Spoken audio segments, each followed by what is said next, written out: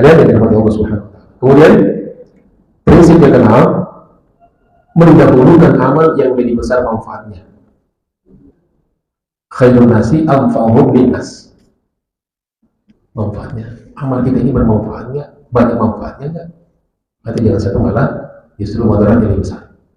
Khairun man ta'allama al-Qur'ana wa 'allama, dan seterusnya. Bahkan hikmah penempatan pemimpin yang adil dalam 7 golongan yang akan dilindungi oleh Allah pada kiamat, imam adil, kenapa? Karena manfaatnya lebih besar dan lebih luas. Ya.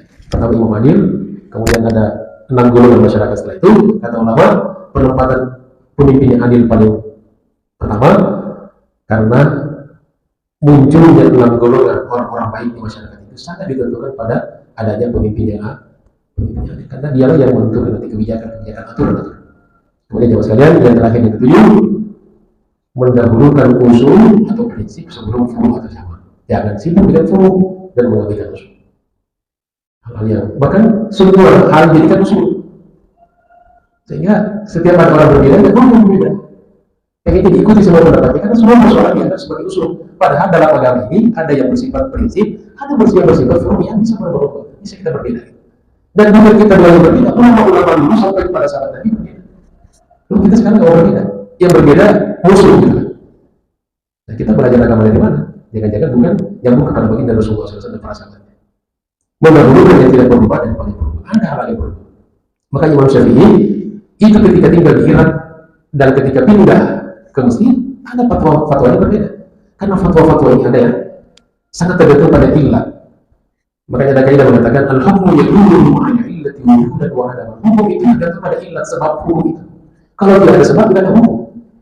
Nah, sehingga ada persoalan-persoalan yang difatwakan misalnya ketika di Basra, pindah ke Mesir dengan keadaan masyarakat yang berbeda dengan di Iran, maka berubah fatwanya. Yang berubah bukan prinsipnya, tapi formulnya. Jadi bukan memperbedakan agama, memang faktor itu begitu.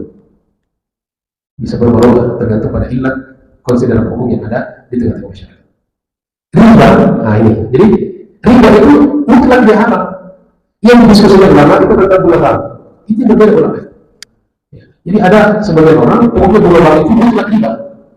Di situlah berdebat. Nah, ketika ada ulama mengatakan gula bang itu boleh, nah ini mutlak riba. Nah ini kadang kita nggak memahami mana yang usul, mana yang furu. Yang ribanya pasti haram, tapi persoalan-persoalan ada yang menganggap itu riba, ada yang menganggap bukan riba. Disitulah domain ilmu pengetahuan, fikih, dan pentingnya kehadiran ulama yang memahami. Yang saya dari Allah Subhanahu wa taala, itulah 7 prinsip yang bisa kita bahas pada kesempatan ini. Mudah-mudahan bermanfaat.